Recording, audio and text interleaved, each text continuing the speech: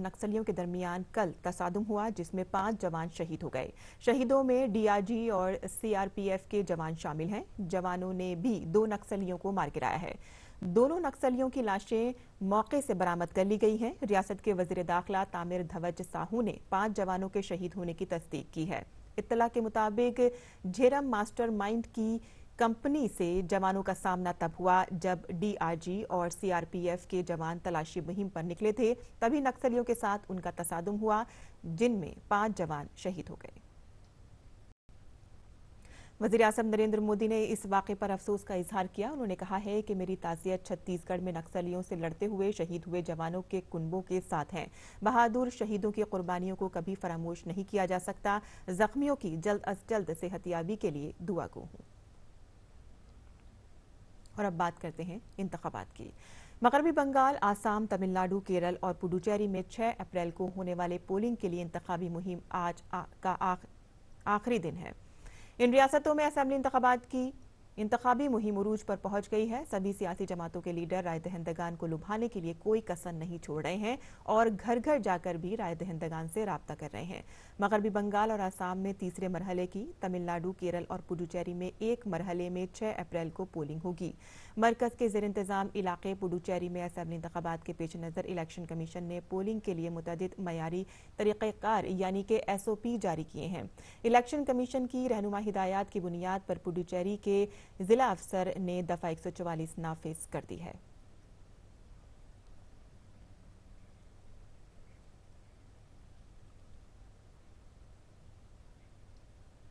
और आसाम की इंतखाबी सूरत हाल की मजीद ताज़ा जानकारी के लिए बात करते हैं हमारे नुमाइंदे राजेश राज्य से, जो इस वक्त भवानीपुर में मौजूद हैं। राजेश, आज इंतखाबी तशहीर का आखिरी दिन है और जाहिर सी बात है कि आज तमाम पार्टियां जोरों शोर से अपनी इंतखाबी मुहिम का खात्मा करना चाहेंगी। किस तरह का माहौल आप वहां पर देख रहे हैं? देखिए, बिल्कुल साइमा, आपने सही कहा कि आज जो है 6 अप्रैल को होने वाले इंतखाब से पहले आज जो चुनाव प्रचार का शोर है वो शाम 5 बजे थम जाएगा। तमाम जो बड़े स्टॉलवर्ड जो प्रत्याशी हैं उनकी किस्मत जो है वो 6 अप्रैल को ईवीएम में कैद हो जाएगी और इससे पहले चुनाव प्रचार का जो शोर है वो आज शाम थम जाएगा। आज गृह मंत्री अमित शाह 3 रैलियों को संबोधित करेंगे असम में आखिरी दिन। पहली रैली उनकी बरपेटा में होगी, दूसरी रैली भवानीपुर में होगी जिसको मैं कवर करूंगा, और तीसरी रैली गुवाहाटी के ठीक सटे हुए जो सालकुची है जालुकबाड़ी विधानसभा क्षेत्र में। जालुकबाड़ी राज्य के स्टार प्रचारक और बीजेपी के वरिष्ठ नेता राज्य के स्वास्थ्य मंत्री हेमंत बिश्व शर्मा की कंस्टिट्यूएंसी है। वहां पर गृह मंत्री एक विशाल रैली को संबोधित करेंगे। ये माना जा रहा है कि हेमंत बिश्व शर्मा का ये शक्ति प्रदर्शन भी होगा जिसमें 1 लाख से भी ज्यादा लोगों के पहुंचने की संभावना जताई जा रही है। और कल प्रधानमंत्री नरेंद्र मोदी जो है वो बक्सा जिले में आए थे, तालुमपुर में, और वहां पर उन्होंने एक रैली को संबोधित किया था और जो बदरुद्दीन अजमल के जो बेटे ने बयान दिया था कि यहाँ पर दाढ़ी और टोपी वालों की सरकार बनेगी, उस पर बिना नाम लिए उन्होंने जी राजेश इस बयान को लेकर। तो कुल मिलाकर हम कह सकते हैं कि सियासी तापमान पूरे शबाब पर है और आज शाम जो है वो अमित शाह की आखिरी रैली से असम में चुनाव प्रचार का जो शोर है वो थम जाएगा। जी राजेश, सियासी तापमान काफी गर्म है वहां पर, ये आपने हमको बताया, और लीडरान जो है वो आज आखिरी तशहीर का जो आखिरी दिन है उसका पूरा फायदा उठाने की कोशिश कर रहे हैं। साथ ही साथ हम आपसे ये भी जानना चाहेंगे कि जैसे कि 6 अप्रैल को अब पोलिंग होने वाली है, किस तरह के इंतजामात आप इलेक्शन कमीशन की जानिब से वहां पर देख रहे हैं? देखिए, इलेक्शन कमीशन किसी भी मसले पर समझौता करने को तैयार नहीं है। सत्ता हो, विपक्ष हो, पक्ष हो, प्रतिपक्ष हो, तमाम दलों के जो नेता जो गैर बयानी कर रहे हैं, जो अनर्गल बयान दे रहे हैं, उनको चुनाव आयोग जो है प्रतिबंधित भी कर रहा है। स्वास्थ्य मंत्री हेमंत बिश्व शर्मा पर बोडो पीपुल्स फ्रंट के एक लीडर के खिलाफ बयान देने को लेकर उनको 48 घंटे के लिए प्रतिबंधित कर दिया गया था। हालांकि उसकी मियाद घटाकर अब 24 घंटे महज कर दी गई है। तो आज वो अमित शाह की रैली में वो शिरकत भी कर सकेंगे, गृह मंत्री के रैली में। और तमाम तरह की जो वारदात जो कहीं भी घटना घट रही है या कोई किसी तरह का की शिकायत अगर चुनाव आयोग को मिल रही है तो चुनाव आयोग पक्ष प्रतिपक्ष किसी के साथ भी न्याय करने की कोशिश कर रहा है। और अर्धसैनिक बलों की तैनाती का मामला हो, असम पुलिस की तैनाती का मामला हो, पूरे चुस्त दुरुस्त अंदाज में असम में चुनाव जो है चुनाव आयोग करवाने की पूरी कोशिशों में जुटा हुआ है। जी। और कोरोना के साए में ये चुनाव हो रहा है साइमा। हम जानते हैं कि पहला चुनाव बिहार में हुआ था और कोरोना के साए में, और ये दूसरी मर्तबा ये चुनाव 5 राज्यों में हो रहा है, जिसकी वजह से चुनाव आयोग के सामने चुनौतियां बहुत हैं। लेकिन इन चुनौतियों से पार पाने के लिए, उभरने के लिए चुनाव आयोग लगातार मशक्कत कर रहा है। और इसकी कड़ी में sanitiser, hand gloves, face mask और सोशल डिस्टेंसिंग, इन तमाम चीजों का पूरा ख्याल रखा जा रहा है मतदान केंद्रों पर। इन तमाम इंतजामात के बीच में मतदाता जो है बेखौफ होकर मतदान केंद्रों पर जा रहे हैं, मतदान कर रहे हैं। और चुनाव आयोग इसकी पूरी निगरानी कर रहा है, कोई परिंदा भी पर न मार सके, इसके लिए। राजेश जी, ये कह सकते हैं कि इलेक्शन कमीशन जो है वो पूरी तरह से मुस्तैद है परसों के होने वाले इंतखाबात के लिए। बहुत बहुत शुक्रिया इस तमाम तफसीलात के लिए। आगे बढ़ते हैं, जहां आसाम, केरल, तमिलनाडु और पुडुचेरी में 6 अप्रैल को पोलिंग होनी है। इंतखाबी घमासान के तेवर लीडरों की रैलियों में इल्जामात और जवाबी इल्जामात और दावों की सूरत में नजर आ रहे हैं। तमिलनाडु, केरल और पुडुचेरी में 6 अप्रैल को होने वाली पोलिंग के लिए इंतखाबी मुहिम जोरों शोर पर है। और तमिलनाडु की बात करें तो बीजेपी कद्दावर लीडर हफ्ते को तमिलनाडु में थे। मरकजी वजीर दाखिला अमित शाह ने चेन्नई के 1000 लाइट्स असेंबली हल्के में रोड शो किया। शाह ने तिरुनेलवेली में भी रैली की और डीएमके और कांग्रेस को हदफ तनकीद बनाते हुए लोगों से डबल इंजन की सरकार बनाने की अपील की। दूसरी तरफ बीजेपी के सदर जेपी नड्डा ने भी रियासत में एक के बाद एक दीगर रैलियां करके आवाम से एनडीए को वोट देने की अपील की। डीएमके कांग्रेस इत्तेहाद भी रियासत में जमकर इंतखाबी मुहिम चला रहा है। इत्तेहाद के लीडर न सिर्फ एआईएडीएमके हुकूमत को हदफ तनकीद बना रहे हैं, बल्कि वो इस बार इक़्तिदार में तब्दीली की अपील भी कर रहे हैं। डीएमके का दावा है कि उनका इत्तेहाद 200 से ज्यादा सीटें जीतेगा। उत्तर प्रदेश के वजीर आला योगी आदित्यनाथ ने बंगाल के उलुबेरिया में एक रोड शो किया। गंगारामपुर से कालीबाड़ी तक चले इस रोड शो में लोग बढ़ चढ़ कर शरीक हुए। दूसरी तरफ मगरबी बंगाल में रियासत की वजीर आला ममता बनर्जी भी मुसलसल रैलियां कर रही हैं। उन्होंने जुनूबी 24 परगना जिले में रैली करके टीएमसी को दोबारा इक़्तिदार में लाने की अपील की। योगी ने भी जुनूबी 24 परगना जिले में रैली की। फिलहाल सभी रियासतों में इंतखाबी मुहिम जोरों शोर से जारी है। BJP, Congress, TMC, AIADMK, DMK और बाएं बाजू की पार्टियां जोरों शोर से रैलियों और रोड शो के जरिए अवामी हिमायत हासिल करने के लिए कोशा हैं। मगरबी बंगाल में दूसरे मरहले की वोटिंग के बाद अब सभी सियासी जमातों ने इंतखाबी मुहिम को धारदार बना दिया है। एक दूसरे के खिलाफ इल्जामात में शिद्दत आ चुकी है। वजीर आजम मोदी ने कल पहले आसाम में और फिर मगरबी बंगाल में अवामी जलसों से खिताब किया।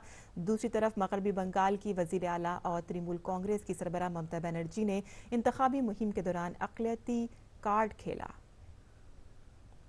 वज़ीर आज़म नरेंद्र मोदी ने कल मगरबी बंगाल और आसाम में इंतखाबी रैलियों से खिताब किया। वज़ीर आज़म ने हुगली के तारिकेश्वर में एक इंतखाबी रैली से खिताब करते हुए कहा कि हर मरहले के चुनाव के साथ दीदी की बौखलाहट बढ़ती जा रही है।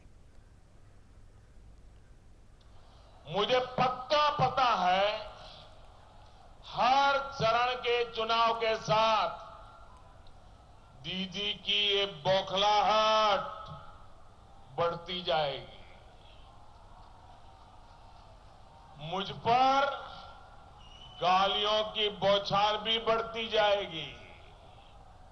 और अब तो इलेक्शन कमीशन कहो, सुरक्षा प्रबंध वाले लोग हो, हर किसी पर हम सब जानते हैं क्रिकेट के मैदान में अगर कोई खिलाड़ी बार बार अंपायर पर सवाल उठाए तो समझो उसके खेल में खोट है।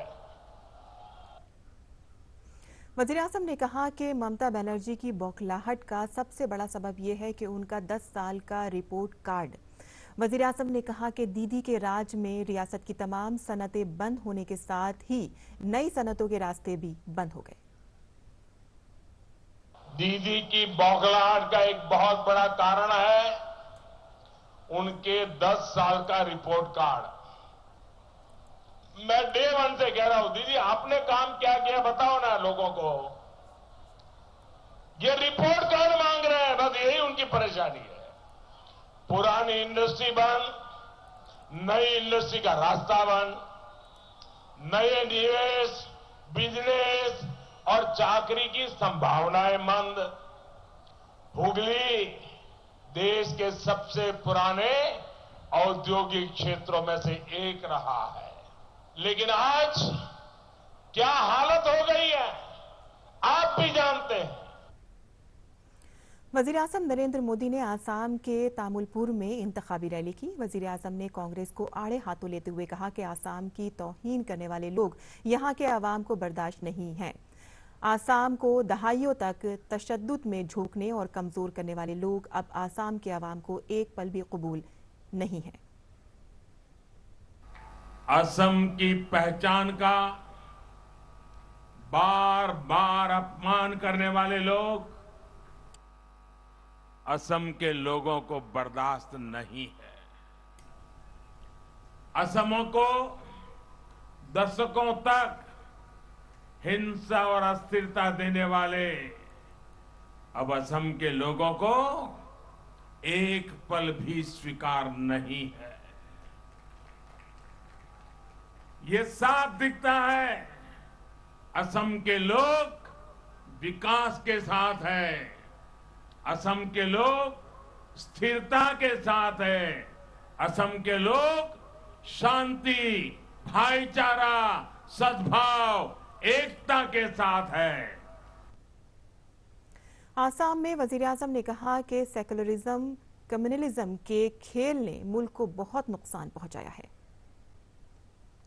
दुर्भाग्य से देश में कुछ बातें ऐसी गलत चल रही है, अगर हम समाज में भेदभाव करके, समाज के टुकड़े करके अपनी वोट बैंक के लिए एक टुकड़े के लिए कुछ फेंक दे, कुछ दे दें, तो दुर्भाग्य देखिए उसको देश में सेकुलरिज्म कहा जाता है।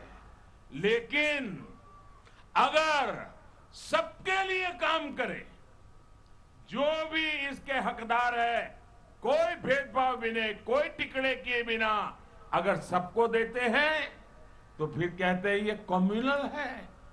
भाइयों बहनों, हमारा तो मंत्र है सबका साथ, सबका विकास, सबका विश्वास।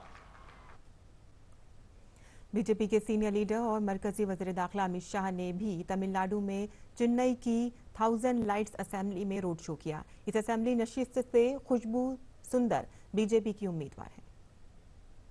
इस मौके पर अमित शाह ने कहा कि तमिलनाडु की तरक्की तभी हो सकती है जब हम बदउनवान और कुनबा परवर जमातों जैसे डीएमके और कांग्रेस को शिकस्त दें। मोदी जी के नेतृत्व में पूरे देश में जो विकास यात्रा चली है, वो विकास यात्रा ही महान एमजीआर और जयललिता के सपनों का तमिलनाडु बना सकती है। मैं तमिलनाडु की जनता को अपील करना चाहता हूं कि एक डबल इंजन सरकार बनाए, जो तमिलनाडु सरकार के साथ साथ भारत सरकार का भी तमिलनाडु के विकास के लिए उपयोग कर सके। और मगरबी बंगाल के सुंदरबन में कुलटल्ली असेंबली हलके में तीसरे मरहले में पोलिंग होनी है। इस इलाके के विनोदपुर गांव में खस्ताहाल रास्ते और कच्चे मकान सरकारी दावों की पोल खोलते दिख रहे हैं। सुंदरबन में जंगल और नदियों के जाल के दरमियान रहने वाले लोगों के लिए एक तरफ सख्त कवानीन है तो दूसरी जानिब कंक्रीट बांध और दीगर बुनियादी सहूलतों का फुकदान है। सुंदरबन के इन मुश्किल हालात का जायजा लिया हमारे नुमाइंदे ऋषि कुमार ने। सुंदरबन में बंगाल टाइगर रहता है और इसके साथ रहते हैं यहाँ तमाम लोग। जंगल का कानून तो जंगल तय करता है, लेकिन लोगों का कानून लोकतंत्र तय करता है। तो सुंदरबन का क्या है लोकतंत्र? क्या है यहाँ की कहानी और क्या है यहाँ के लोगों की जुबानी, आइए देखते हैं और चलते हैं सुंदरवन के इस इलाके में।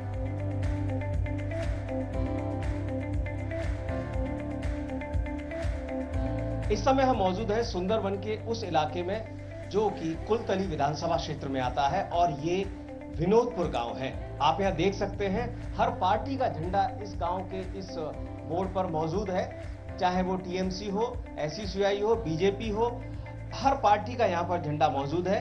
क्या इन झंडों के बीच में लोगों की जो आकांक्षाएं हैं, उनकी उम्मीदें हैं और जो उनकी समस्याएं हैं, क्या वो पूरी होंगी? वो क्या सोचते हैं, वो क्या चाहते हैं और उनके गांव की ये जो हालत है, उनके घर कच्चे हैं, क्या पक्के होंगे? हम बात करते हैं इसी विनोदपुर गांव के लोगों से। आप बताएं इधर क्या क्या प्रॉब्लम है आपको? এখানে হচ্ছে কারেন্টের জল রাস্তাঘাট এইসব নিয়ে প্রবলেম है क्योंकि इधर कोई काम नहीं हुआ, इलेक्ट्रिक पानी मतलब प्रॉब्लम यहाँ का कभी खत्म नहीं हुआ। জল কারেন্ট আর রাস্তাঘাট। तो ये हमने देखा कि लोगों की जो समस्याएं हैं वो तो ढेर सारी है ही, लेकिन उन्हें अब ये भी तय करना है कि इन समस्याओं के बीच में उनके लिए रास्ता कहां पर मिलता है। क्या और मरकजी वजीर डॉक्टर जितेंद्र सिंह ने कहा कि वजीर आजम मोदी शुमाल मशरिक का सबसे ज्यादा दौरा करने वाले वजीर आजम हैं। उनकी एक्ट ईस्ट पॉलिसी की वजह से ही आसाम तरक्की की राह पर तेजी से गामजन है। गुवाहाटी में हमारे नुमाइंदे विशाल बैरिस्टो से खुसूसी बातचीत में जितेंद्र सिंह ने कहा कि शुमाल मशरिक के लिए वजीर आजम के तरक्की के तस्वुर के सबब आसाम में बीजेपी के हक में हवा चल रही है। 5 साल में सत्ता में रहने के बाद भी जहां कहीं ना कहीं छोटी बड़ी मात्रा में एंटी इंक्यूबेंसी आ जाता है, इस बार भारतीय जनता पार्टी असम में चुनाव में उतरी है on the base of pro incumbency, क्योंकि लोगों ने मन बनाया है कि ये जो व्यवस्था बनी है केंद्र में मोदी जी की सरकार और असम में मोदी जी के ही दल की सरकार, तो जिस तरह के समन्वय से उन्हें वो लाभार्थी रहे हैं 5 साल, और जो 65 वर्ष में हो सकता था नहीं हुआ, उन्होंने देखा कि 5 वर्ष में होता हुआ उन्हें नजर आया। उनको लगता है कि उनका अपना भविष्य, उनके बच्चों का भविष्य, आने वाली नस्लों का भविष्य इसी व्यवस्था, इसी डिस्पेंसेशन में सुरक्षित है। आसाम में इंतखाबी मुकाबला खत्म होने से कबल ही बीजेपी ने जीत का ऐलान कर दिया है। रियासत में तीसरे और आखिरी मरहले की पोलिंग 6 अप्रैल को है। ऐसे में वजीर आला सरबानंद सोनोवाल ने 2/3 अक्सरियत का दावा किया है। गुवाहाटी के देसपुर असेंबली हल्के का दौरा करते हुए हमारे नुमाइंदे विशाल बैरिस्टो से सोनोवाल ने खुसूसी बातचीत की। पिछले 5 साल के अंदर हमने जो काम किया उसी हिसाब से हमको फर्स्ट पोजीशन ही हमको मिलना चाहिए, क्योंकि बीजेपी ने फर्स्ट पोजीशन मिलने का ही काम किया, क्योंकि लोगों का दिल जीता, लोगों के लिए जो इंसाफ देना चाहिए था वो इंसाफ हम दे पाए। कर्मभूमि पर लोगों को इज्जत से जीने का मौका दिया, लोगों को अपने अधिकार भोग करने का, अपने अधिकार हासिल करने के लिए मौका दिया, और सबसे बड़ी बात है शांति व्यवस्था को हमने मजबूत किया। तो लोगों का जीवन में जो मूल चीज़ सही है, सारी चीज़ को हमने विशेष रूप से ध्यान दिया, मान्यता दिया, जिसकी वजह से आज असम के अंदर आप देखिए, यहाँ कहीं भी जाइए, then you will discover the truth. मुल्क भर में कोविड के बढ़ते मामलात के पेश नज़र रियासती हुकूमतें मुसलसल सख्त इक़दामात कर रही हैं। कहीं रात का कर्फ्यू है तो कहीं दिन में भी दुकानें, रेस्टोरेंट, मॉल और सिनेमा हॉल को बंद करना पड़ रहा है। महाराष्ट्र, कर्नाटक, छत्तीसगढ़, दिल्ली, तमिलनाडु, उत्तर प्रदेश, पंजाब और मध्य प्रदेश समेत 8 रियासतों में कोविड के मामलात में इजाफा हो रहा है, तो वहीं दूसरी तरफ मुल्क में टीकाकारी की रफ्तार भी तेज हो रही है। मुल्क में अब तक 7 करोड़ 44 लाख से ज्यादा लोगों को कोरोना का टीका लगाया जा चुका है। कल रात 8 बजे तक 13 लाख से ज्यादा लोगों को कोरोना वैक्सीन की खुराक दी जा चुकी है। मरकजी हुकूमत ने संगीन जुमरे की शाज़ो नादिर बीमारियों से मुतालिक कौमी पॉलिसी 2021 को मंजूरी देती है। मरकजी वज़ीर सेहत डॉक्टर हर्षवर्धन ने इसे मंजूरी दी। इस पॉलिसी से मुतालिक मालूमात वज़ारत सेहत की वेबसाइट पर दी गई है। इस शोबे से वाबस्ता लोग तवील अरसे से एक जामे पॉलिसी की मांग कर रहे थे। नई पॉलिसी का महंगे मतलब जो है वो महंगे इलाज को कम करना है और देसी रिसर्च पर तवज्जो मरकूज करना है। हुकूमत ने नायाब बीमारियों से मुतासरा लोगों की मदद के लिए 8 मराकिज इम्तियाज की निशानदेही की है। इन मराकिज को 5 करोड़ रुपए तक की एक मुश्त माली मदद भी फराहम की जाएगी। कौमी पॉलिसी के मुताबिक जो नायाब मर्ज एक ही बार इलाज से ठीक हो सकता है, उसके लिए इस बीमारी का शिकार मरीज को राष्ट्रीय आरोग्य निधि से 20 लाख रुपए दिए जाएंगे। ये फायदा सिर्फ खित्ता इफ्लास से नीचे जिंदगी बसर करने वालों को ही नहीं, बल्कि प्रधानमंत्री जन आरोग्य योजना के 40% मुस्तफीदीन को भी मिलेगा। और अब बात करते हैं दांडी यात्रा की। दांडी यात्रा की याद को ताज़ा करती ये यात्रा जारी है। वांझ से धामन के लिए महात्मा गांधी 3 अप्रैल 1930 की सुबह निकले थे। गांधी जी के बताए रास्ते पर चलते हुए पदयात्री धामन तक पहुंच गए थे। रास्ते से गुजरते हुए हर मोड़ पर पदयात्रियों का जोरदार खैर मकदम हो रहा है। फूलों से सजाए गए रास्ते हैं। गांधी जी और भारत माता के लिबास में बच्चे बच्चियां हैं। ख़वातीन खैर मकदम में तैयार खड़ी फूलों की बारिश कर रही हैं। दूरी कम हो रही है तो सिक्योरिटी के भी पुख्ता इंतजाम किए जा रहे हैं। धमान में सिक्किम के वजीर आला प्रेम सिंह तमांग पदयात्रियों के साथ जुड़े और महात्मा गांधी के बताए रास्ते पर नौसारी तक की यात्रा की। वजीर आला ने इस यात्रा को अपनी जिंदगी की तारीखी यात्रा करार देते हुए कहा कि बापू के नक्शे कदम पर ये मुल्क आगे बढ़ रहा है। मैं तो बहुत खुश महसूस कर रहा हूँ, क्योंकि ऐसा ऐतिहासिक जगह में हम पहली बार आया हूँ, वो भी ऐतिहासिक समय में जो भारत स्वातंत्र के 75 सालों का जो शुरुआत है 2022 में हो रहा है। तो इसके लिए मेरे लिए मैं खुशनसीब हूँ। इसके लिए मैं केंद्र सरकार, भारत सरकार को और मैं गुजरात सरकार को मैं बहुत बहुत धन्यवाद देना चाहता हूँ, सिक्किम सरकार की तरफ से और सिक्किम का सारा जनता की तरफ से। कोरोना की वबा दुनिया के बेशतर ममालिक को अपनी जद में ले रही है। पड़ोसी मुल्क बांग्लादेश में कोविड इन्फेक्शन के बढ़ते हुए मामलात और पिछले कुछ दिनों के दौरान लोगों की हलाकतों के बाईस पीर से मुल्क गिर लॉकडाउन का ऐलान किया गया है। इस फैसले के बारे में मालूमात देते हुए बांग्लादेश हुकूमत में वजीर अब्दुल कादिर ने लोगों से सेहत की रहनुमा हिदायत पर अमल करने और फेस मास्क पहनने की अपील की है। वहीं दूसरी तरफ तुर्की में भी कोविड इन्फेक्शन के मामला तेजी से बढ़ रहे हैं। यहां एक ही दिन में 42,000 से ज्यादा केस रिपोर्ट हुए हैं। यौमिया कोरोना के मामलात में तुर्की आलमी सतह पर 5वें नंबर पर है। बढ़ते हुए मामलात के पेश नजर तुर्की के बहुत से सूबों में हफ्ते के आखिर में लॉकडाउन नाफिज करने का फैसला किया गया है। मुल्क में वैक्सीन की 1 करोड़ 65 लाख खुराकें दी गई हैं, जिनमें से 70 लाख अफराद को दूसरी खुराक दी गई है। मारूफ आलिम दीन और all India Muslim Personal Law Board के जनरल सेक्रेटरी मौलाना सैयद मोहम्मद वली रहमानी, जिनका कल इंतकाल हो गया था, आज उनकी नमाज जनाजा दिन में 11 बजे खानकाए रहमानी मुंगेर में अदा की जाएंगी। उन्होंने कल पटना के पारस अस्पताल में आखिरी सांस ली थी। मौलाना वली रहमानी 5 जून 1943 को मुंगेर के एक इल्मी घराने में पैदा हुए थे। वो अमारते शरिया बिहार, उड़ीसा व झारखंड के अमीर शरीयत भी थे। उन्होंने 1974 से 1996 तक बिहार कानून साज कौंसिल के मेंबर की हैसियत से खिदमत अंजाम दी। मौलाना वली रहमानी 30 के बानी भी हैं और हज़रत मौलाना सैयद वली रहमानी अवामी तकरीर, अपनी शख्सियात व मिली मसाइल में जुर्रात, साफगोई व बेबाकी और इल्म दानिश के लिए मशहूर हैं। मौलाना वली रहमानी के वरसा में उनकी अहलिया, एक बेटी और 2 बेटे हैं।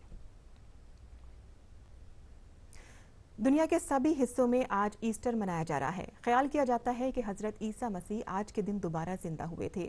दोबारा जिंदा होने के बाद उन्होंने अपने मानने वालों को अपना जलवा दिखाया। ईस्टर के दिन लोग गिरजाघरों में जमा होते हैं और हजरत ईसा मसीह को याद करते हैं। हजरत ईसा मसीह के जिंदा होने की खुशी में एक दूसरे को मुबारकबाद देते हैं और बाइबल पढ़ते हैं। इस मौके पर आज चर्च में खुसूसी दुआई जलसों, गीतों और भजन प्रोग्रामों का इनेकाद किया जाता है। गोवा के चर्चों में भी हफ्ते की रात को ही ईस्टर धूमधाम से मनाया गया। चर्च में मिडनाइट मास का इनेकाद किया गया। सदर जमहूरिया रामनाथ कोविंद ने इस मौके पर अहले वतन को ईस्टर की मुबारकबाद दी है। वज़ीर आज़म नरेंद्र मोदी ने ईस्टर के मौके पर लोगों को मुबारकबाद दी है। उन्होंने ट्वीट करके कहा है कि ईस्टर के मौके पर मुबारकबाद। इस दिन हम ईसा मसीह की पाकीज़ा तालीमात को याद करते हैं। समाजी तफवीज़ व इख्तियारात पर उनका जोर दुनिया भर में लोगों के लिए बाइसे तहरीक है। और अब पेश है आज के उर्दू अखबारात का मुख्तसर जायजा।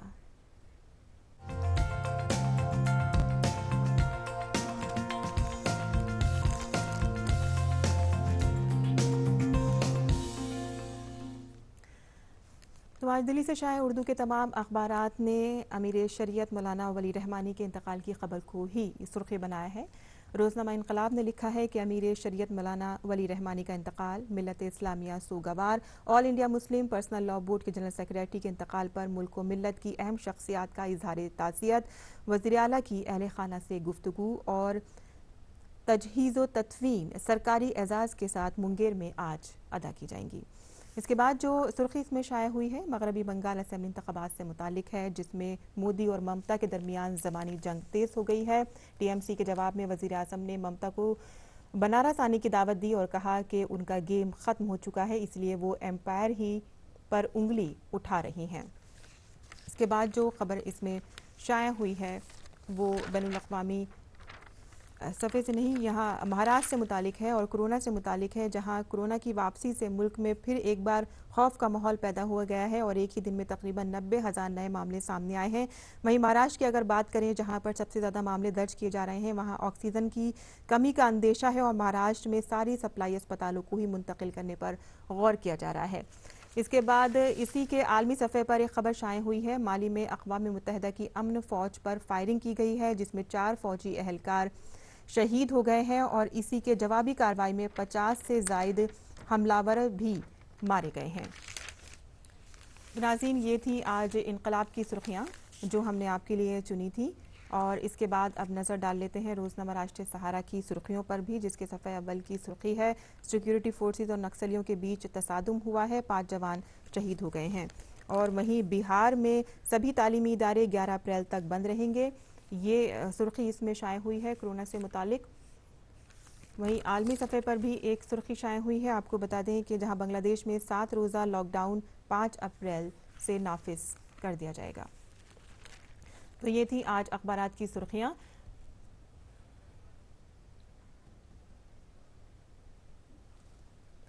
नाज़रीन, अब यहाँ वक्त हो गया है आपसे विदा लेने का और शाम 5:30 बजे हम फिर हाजिर होंगे उर्दू बुलेटिन के साथ। अब इजाज़त दीजिए। आदाब।